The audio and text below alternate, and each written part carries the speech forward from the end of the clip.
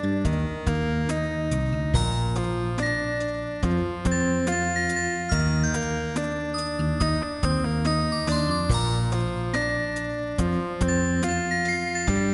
আমরা কি আদর্শ গ্যাস ও গ্যাসের গতিতত্ত্ব পড়ছিলাম, এবং আমরা অধ্যায়ের থিওরি অংশটুকু অলরেডি আমরা শেষ করে দিছি। তো আমাদের টুকটাক কয়েকটা আমাদের ক্রিটিক্যাল ম্যাথ আছে, এই ম্যাথগুলো সম্পর্কে না জানলেই নয়, মানে এই ম্যাথগুলোর সলিউশন একটু ক্রিটিক্যালি হয়ে থাকে। তো আমরা এই ম্যাথগুলো আজকে নিয়ে আলোচনা করব। শুরুতে আমরা যে ম্যাথটা দেখব সেটা হচ্ছে এরকম, যে খুব সহজ এক্সাম্পল গুলো কিন্তু খুবই ক্রিটিক্যাল এক্সাম্পল। তাহলে দেখো, শুরুতে আমরা যে এক্সাম্পলটা সলভ করব সেটা হচ্ছে এরকম, যে আমাদের 27 ডিগ্রি সেন্টিগ্রেড তাপমাত্রায় অক্সিজেনের মূল গড় বর্গবেগ কত। তাহলে এটা আমরা সলিউশন করি। সলিউশন। এখন আমাদের এখানে আমাদের কি কি প্যারামিটার দেওয়া আছে সেটা আগে আমাদের দেখতে হবে। তাহলে আমাদের কি কি দেওয়া আছে সেটা আগে আমরা লিখি, যে দেওয়া আছে আমাদের এখানে টি ইকুয়াল টু হচ্ছে কি, আমাদের টি ইকুয়াল টু হচ্ছে 27 ডিগ্রি সেন্টিগ্রেড। এই 27 ডিগ্রি সেন্টিগ্রেডকে প্রথমে আমাদের কি করতে হবে, কেলভিনে রূপান্তর করতে হবে। তাহলে কেলভিনে রূপান্তরের নিয়মটা হচ্ছে কি, আমাদের 273 প্লাস আছে আমাদের কি 27 ডিগ্রি, এটা হচ্ছে আমাদের কেলভিন। তাহলে এখান থেকে আমরা পাচ্ছি কি 300 কেলভিন। সবসময় তাপমাত্রাটাকে আমাদেরকে কেলভিনে রূপান্তর করতে হবে। এখন এখানে আমাদের অক্সিজেনের মূল আমাদের কি বের করতে হবে, মূল গড় বর্গবেগ। আমরা জানি কি, আমরা জানি আমরা জানি যে CRMS root means square velocity equal to হচ্ছে কি, আমাদের √3RT ডিভাইডেড বাই হচ্ছে আমাদের কি এম। এটা আমাদের ফর্মুলা, যে CRMS ইকুয়াল টু হচ্ছে কি আমাদের √3RT ডিভাইডেড বাই এম। তাহলে এখানে আমাদের দেখো, এখানে আমাদের কি দেওয়া আছে, এখানে আমাদের টি দেওয়া আছে, টি তাপমাত্রা দেওয়া আছে আমাদের 300 কেলভিন। 300 কেলভিন। আর আর এর মান দেওয়া আছে আমাদের কি, আর আমরা জানি আমাদের কি আর এর মান হচ্ছে আমাদের 8.314 জুল পার মোল পার কেলভিন। এবং আমাদের এখানে এম এর মানটা, এম অ্যাকচুয়ালি আমাদের কি, এম হচ্ছে আমাদের আণবিক ভর, গ্যাসের আণবিক ভর।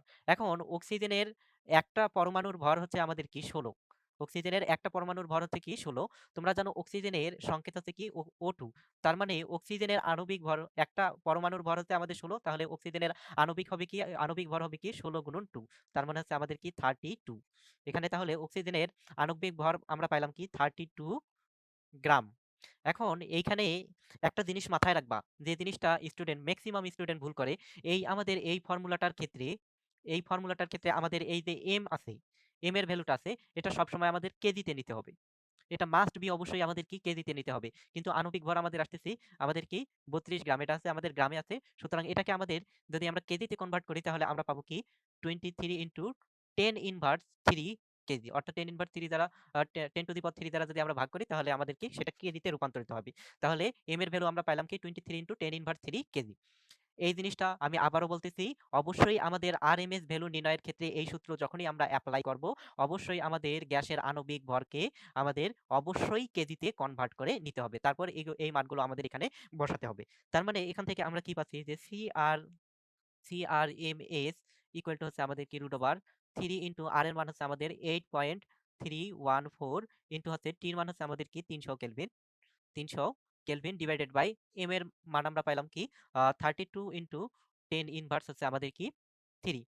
এখন এটা ক্যালকুলেশন করার পর যেটা হবে সেটাই হচ্ছে আমাদের কি অ্যান্সার, এবং এককটা হবে আমাদের কি অবশ্যই মিটার পার সেকেন্ড। তার মানে ক্যালকুলেশন করার পর এখানে যেটা হবে সেটাই অ্যান্সার, আর একক হবে কি আরএমএস বা বেগের একক তোমরা জানো মিটার পার সেকেন্ড। তাহলে এটাই হবে আমাদের কি অ্যান্সার। আমাদের এখানে রুটটা হচ্ছে কি পুরো রাশিটার উপরেই রুট, বুঝা গেছে? এটা পুরাটার উপরেই রুট। তাহলে দেখো, এর পরের এক্সাম্পলটা হচ্ছে আমাদের এরকম, যে 27 ডিগ্রি সেন্টিগ্রেড তাপমাত্রায় 12 গ্রাম অক্সিজেনের গতিশক্তি নির্ণয় করো। তাহলে আমরা এই ম্যাথটা এখন কি করব, সলিউশন করি। তাহলে আমরা সলিউশন লিখি। সলিউশন। এখন দেখো আমাদের এখানে কি কি দেওয়া আছে, আমাদের দেওয়া আছে আমাদের টি ইকুয়াল টু হচ্ছে আমাদের কি, টি ইকুয়াল টু হচ্ছে আমাদের 27 ডিগ্রি সেন্টিগ্রেড। একে আমাদের অবশ্যই ক্যালভিনে নিয়ে যেতে হবে। তাহলে ক্যালভিনে আমরা যদি নিয়ে যাই তাহলে 273 প্লাস 27, এটা হচ্ছে আমাদের কি কেলভিন ইকুয়াল টু হচ্ছে আমাদের এখানে 300 কেলভিন। এরপর আমাদের ভর, অক্সিজেনের ভর দেওয়া আছে আমাদের 12 গ্রাম, তার মানে ছোট হাতের এম দেওয়া আছে আমাদের কি 12 গ্রাম, এটা আমাদের দেওয়া আছে। এখন আর আমাদের কি দেওয়া আছে, আর অক্সিজেনের আণবিক ভর, অক্সিজেনের আণবিক ভর বড় হাতের এম ইকুয়াল টু হচ্ছে আমাদের কি 32 গ্রাম। কিভাবে? দেখো যে অক্সিজেনের সংকেত হচ্ছে কি? অক্সিজেন অণুর সংকেত হচ্ছে এত, এই O2, আর একটা পরমাণুর ভর হচ্ছে আমাদের 16, তাহলে একে যদি 2 দ্বারা আমরা গুণন করি তাহলে 16 দুগুণ 32, তার মানে 32 গ্রাম। অক্সিজেনের আমাদের আণবিক ভর হচ্ছে আমাদের 32 গ্রাম। এটা আমাদের দেওয়া আছে। এখন আমরা জানি কি? যে আমরা জানি EK ইকুয়াল টু হচ্ছে আমাদের কি 3/2 nRT। nRT। এখন এখান থেকে আমরা কি পাচ্ছি? এখান থেকে আমরা পাচ্ছি যে EK ইকুয়াল টু 3/2, এই তোমাদেরকে n মোল সংখ্যার একটা আমি সমীকরণ পড়াইছিলাম যে n ইকুয়াল টু হচ্ছে আমাদের ছোট হাতের m ডিভাইডেড বাই বড় হাতের m। n ইকুয়াল টু হচ্ছে কি? মোল সংখ্যা হচ্ছে কি? ছোট হাতের m n ডিভাইডেড বাই বড় হাতের n। তাহলে এখানে আমরা লিখে দেই ছোট হাতের n ডিভাইডেড বাই বড় হাতের n RT। এখন দেখো সবগুলোর মান কিন্তু এখানে দেওয়া আছে। 3/2, ছোট হাতের m এর মান দেওয়া আছে 12 গ্রাম, তার মানে আমরা লিখি 12 গ্রাম ডিভাইডেড বাই বড় হাতের m কত দেওয়া আছে? 32, তার মানে এখানে আমাদের 32। আর এর মান হচ্ছে আমাদের কি 8.314, এবং টির মান হচ্ছে আমাদের কি? টির মান হচ্ছে আমাদের 300 কেলভিন। 300 কেলভিন। তাহলে দেখো এগুলো যে ক্যালকুলেশন করার পর যেটা হবে সেটাই হচ্ছে এত জুল, সেটাই হচ্ছে আমাদের কি অ্যান্সার। এই ক্যালকুলেশনটা তোমরা বাসায় করে নিবা।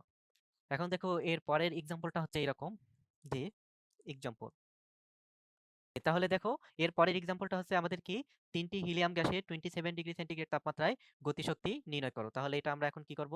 সলিউশন করব। সলিউশন।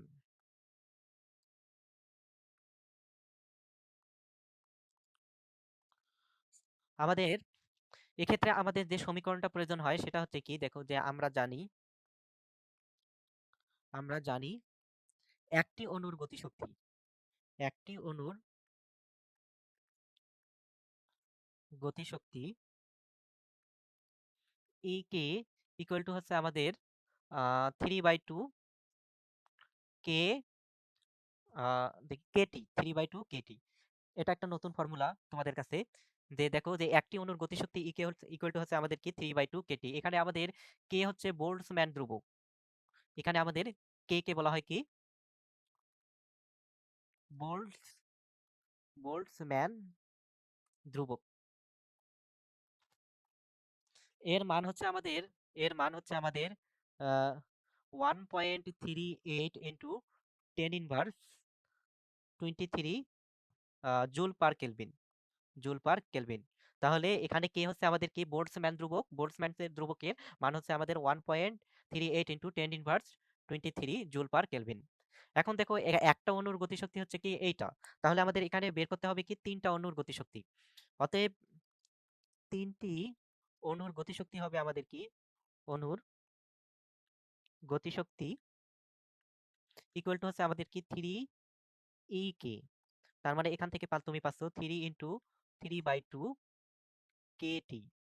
এখানে দেখো আমাদের টির মানটা দেওয়া আছে কি? টির মান দেওয়া আছে 27। টি ইকুয়াল টু হচ্ছে 27 ডিগ্রি সেন্টিগ্রেড। তার মানে একে যদি কেলভিনে রূপান্তর করো তাহলে তুমি পাবা কি 27 প্লাস হচ্ছে কি 273, এটা এত কেলভিন। তার মানে হচ্ছে আমাদের কি এখান থেকে 300 কেলভিন, এটা আমরা পাচ্ছি।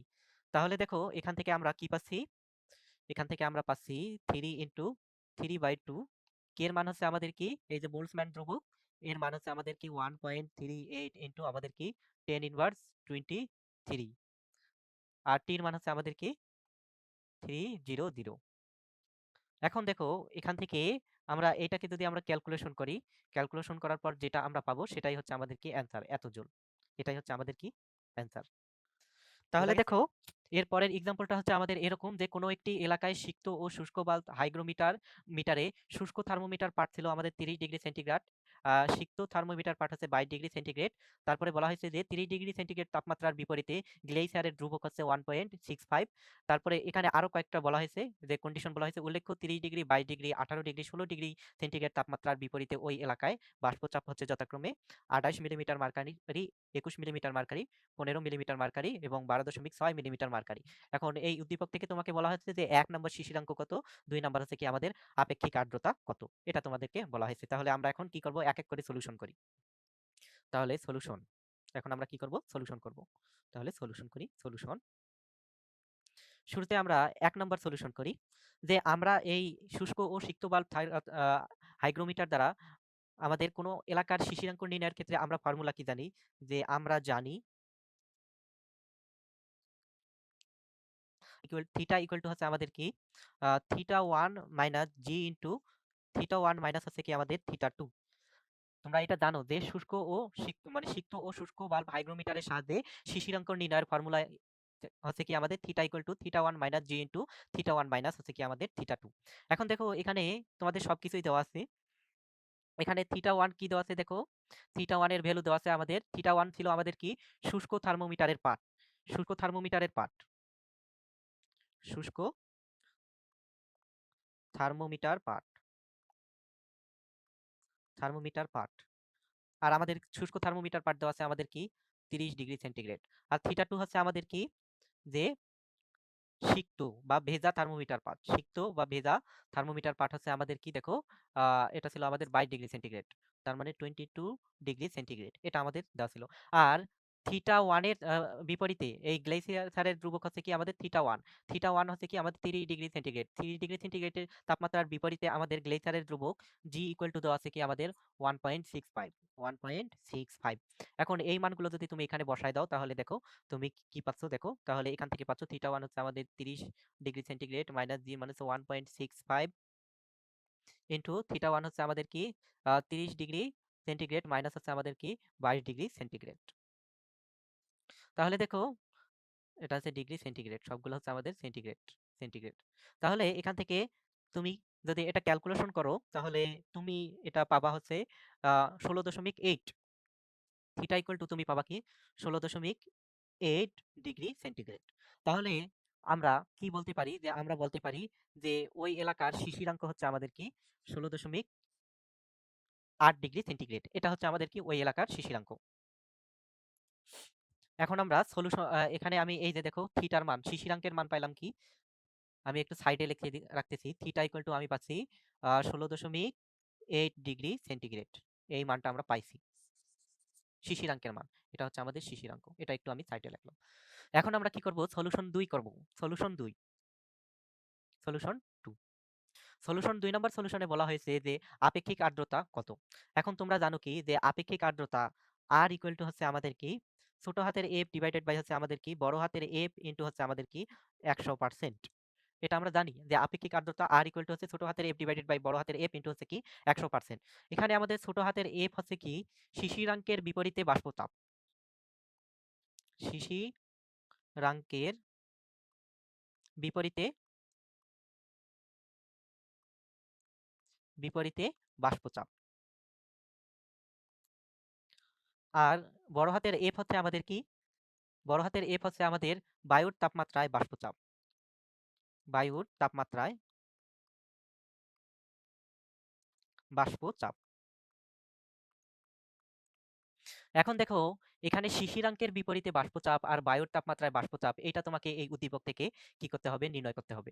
এখন এখানে একটা মজার জিনিস দেখো যে বায়ুর তাপমাত্রায় বাষ্পচাপ, এটা তুমি কিভাবে নির্ণয় করবা। আসলে বায়ুর তাপমাত্রা কোনটা, বায়ুর তাপমাত্রা এখানে কিন্তু এই যে শুষ্ক থার্মোমিটার পার্টটাই, শুষ্ক থার্মোমিটার পার্ট, এই যে আমাদের শুষ্ক থার্মোমিটার পার্ট আছে, এই শুষ্ক থার্মোমিটার পার্ট পার্ট হচ্ছে আমাদের এখানে কি 30°C। এই এটাই অ্যাকচুয়ালি আমাদের নির্দেশ করে কি বায়ুর তাপমাত্রা। অর্থাৎ ওই সময় আমাদের যে থার্মোমিটারটা ভেজা ছিল না, যেটা উন্মুক্ত ছিল, শুষ্ক অবস্থায় ছিল, সেটাই তো আমাদের কি বায়ুর তাপমাত্রা নির্দেশ করে। তার মানে শুষ্ক থার্মোমিটার পাঠ ছিল আমাদের কি 30°C।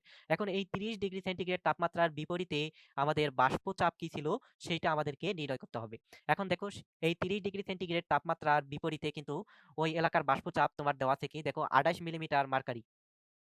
তাহলে এটা তুমি সরাসরি পেয়ে গেলা 30°C তাপমাত্রার বিপরীতে বায়ুর বাষ্পচাপ হচ্ছে আমাদের কি 28 মিলিমিটার মার্কারি। তাহলে এটা তুমি পেয়ে গেলা সরাসরি 28 মিলিমিটার মার্কারি। কিন্তু এখানে শিশিরাঙ্কের বিপরীতে বাষ্পচাপ নির্ণয়ের ক্ষেত্রে তুমি একটা ঝামেলায় পড়ে যাবা। এখানে তুমি এক নম্বরে শিশিরাঙ্কের তাপমাত্রাটা বের করে রাখছো কি 16.8°C, 16.8°C। এখন তোমাকে অ্যাকচুয়ালি 16.8°C এই তাপমাত্রার বিপরীতে তোমার কি বাষ্পচাপ জানতে হবে। কিন্তু দেখো উদ্দীপকে 16°C তাপমাত্রা দেওয়া আছে, আমাদের 16.8°C তাপমাত্রা কিন্তু দেওয়া নাই। কিন্তু এখানে আমাদের 16°C তাপমাত্রায় আমাদের বাষ্পচাপ হচ্ছে কি 12 মিলিমিটার মার্কারি, 12 মিলিমিটার মার্কারি, এটা আমাদের দেওয়া আছে যে 16°C তাপমাত্রার বিপরীতে বাষ্পচাপ হচ্ছে 12 মিলিমিটার মার্কারি। কিন্তু আমাদের প্রয়োজন হচ্ছে 16.8°C তাপমাত্রায় আমাদের কি বাষ্পচাপ কি সেটা। এখন এটা আমরা কিভাবে নির্ণয় করতে পারি, এটা আমরা অ্যাকচুয়ালি এভাবে নির্ণয় করতে পারি। এই যে আমাদের ১৬.৮ ডিগ্রি সেন্টিগ্রেড তাপমাত্রায় বাষ্পচাপ নির্ণয়ের জন্য এর কাছাকাছি তুমি ২ টা ভ্যালু ধরবা। ১৬.৮ ডিগ্রি সেন্টিগ্রেড তাপমাত্রার কাছাকাছি ২ টা ভ্যালু দেওয়া আছে আমাদের, দেখো ১৮ ডিগ্রি সেন্টিগ্রেড তাপমাত্রা আর ১৬ ডিগ্রি সেন্টিগ্রেড তাপমাত্রা। এখন ১৮ আর ১৬ এই ২ টার তাপমাত্রা নিয়ে তোমাকে কাজ করতে হবে। তাহলে কিভাবে কাজ করবা দেখো, যে ১৮ ডিগ্রি সেন্টিগ্রেড আর ১৬ ডিগ্রি সেন্টিগ্রেড, ১৮ থেকে যদি তুমি ১৬ বাদ দাও, তাহলে তুমি কি পাচ্ছ? ২ পাচ্ছ। ২ ডিগ্রি। তার মানে ২ ডিগ্রি সেন্টিগ্রেড তাপমাত্রার ব্যবধানে তাপমাত্রার ব্যবধানে বাষ্পচাপ ব্যবধান কি দেখো, যে ব্যবধানে বাষ্পচাপ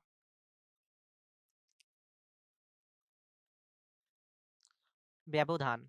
দেখো ১৬ ডিগ্রি সেন্টিগ্রেড তাপমাত্রায় আমাদের বাষ্পচাপ ছিল আমাদের কি, সরি, ১৮ ডিগ্রি সেন্টিগ্রেড তাপমাত্রায় আমাদের বাষ্পচাপ ছিল ১৫ মিলিমিটার মার্কারি। আর ১৬ ডিগ্রি সেন্টিগ্রেড তাপমাত্রায় আমাদের বাষ্পচাপ হচ্ছে ১২.৬ মিলিমিটার মার্কারি। তাহলে তুমি যদি ১৫ থেকে ১২.৬ বাদ দাও, তাহলে তুমি কি পাচ্ছ? যে ১৫ থেকে ১২.৬ যদি বাদ দাও, তাহলে তুমি কি পাচ্ছ দেখো, এখান থেকে তুমি পাচ্ছ 2.4 2.4 মিলিমিটার মার্কারি। তার মানে দেখো ২ ডিগ্রি ব্যবধানে বাষ্পচাপ ব্যবধান হচ্ছে কি 2.4 মিলিমিটার। এটা তুমি পাচ্ছ 2.4 মিলিমিটার মার্কারি। এটা হবে আমাদের মিলিমিটার মার্কারি। তাহলে এবার ঐকিক নিয়ম করো। অতএব ১ ডিগ্রি সেন্টিগ্রেড তাপমাত্রার ব্যবধানে আমাদের বাষ্পচাপ ব্যবধান হবে কি আমাদের 2.4 বাই হচ্ছে আমাদের কি 2। এই যে এই 2টা এই পাশে ভাগ হয়ে গেল। অতএব আমাদের এই যে দেখো শিশিরাঙ্কের বিপরীতে তুমি কিন্তু ১৬ ডিগ্রি সেন্টিগ্রেডেরটা জানো, কিন্তু 0.8 ডিগ্রি সেন্টিগ্রেডটা তুমি জানো না। তাহলে এখান থেকে তুমি বের করো যে 0.8 ডিগ্রি সেন্টিগ্রেড তাপমাত্রার ব্যবধানে বাষ্পচাপ হবে কি আমাদের, বাষ্পচাপ হবে 2.4 ইন্টু আমাদের কি 0.8 ডিভাইডেড বাই হচ্ছে আমাদের কি 2। 2.4 ইন্টু 0.8 ডিভাইডেড বাই 2। তার মানে এখান থেকে তুমি কি পাচ্ছ? এটা যদি তুমি করো তাহলে তুমি পাবা 0.96 মিলিমিটার মার্কারি। এটা তুমি পাবা। এখন দেখো 0.8 ডিগ্রি সেন্টিগ্রেড তাপমাত্রা যখন ব্যবধান হয়, তখন বাষ্পচাপ ব্যবধান হচ্ছে আমাদের কি 0.96 মিলিমিটার মার্কারি। অতএব আমরা কিন্তু 16.8 ডিগ্রি সেন্টিগ্রেড তাপমাত্রায় বাষ্পচাপ কি লিখতে পারি? অতএব 16.8 ডিগ্রি সেন্টিগ্রেড তাপমাত্রায়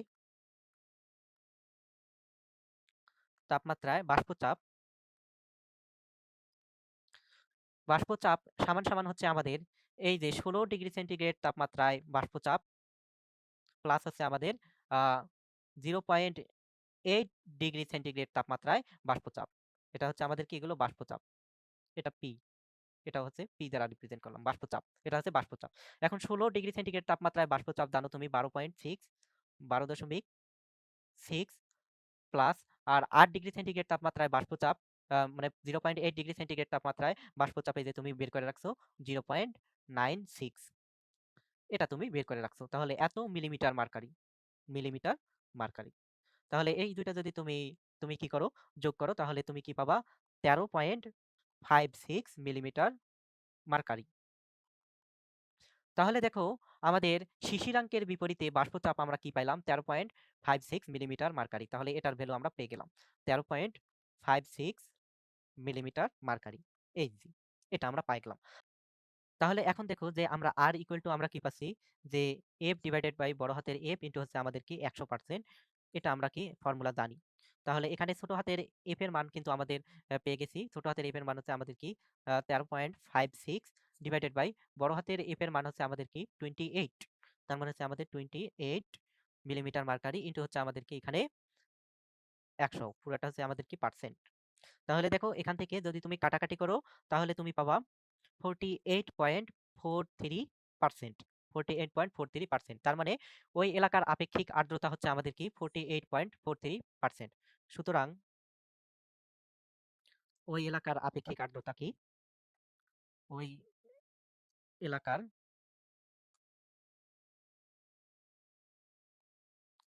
আপেক্ষিক আর্দ্রতা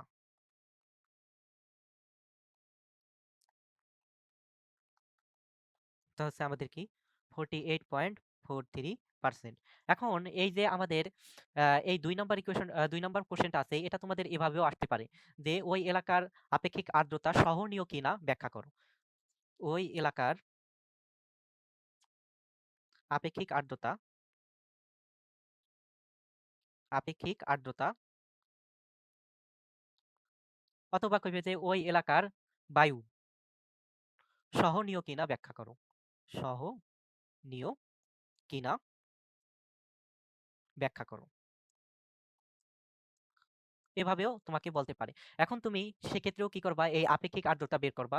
বের করে দেখবা যে 48.43। তুমি জানো কি সহনীয় আপেক্ষিক আর্দ্রতার রেঞ্জ আছে কি 40 থেকে আমাদের কি 60%। এটা তুমি জানো যে সহনীয় আপেক্ষিক আর্দ্রতার রেঞ্জ আছে কি 40 থেকে 60%। তাহলে তুমি বলবা যে সুতরাং ওই এলাকার আপেক্ষিক আর্দ্রতা সহনীয় বা ওই এলাকার বায়ু হচ্ছে আমাদের কি সহনীয়। বোঝা গেছে? অর্থাৎ এই আপেক্ষিক আর্দ্রতায় তোমার মানে কোনো অস্বস্তির সৃষ্টি হবে না। এভাবেও এই কোশ্চেনটা আসতে পারে। আচ্ছা ঠিক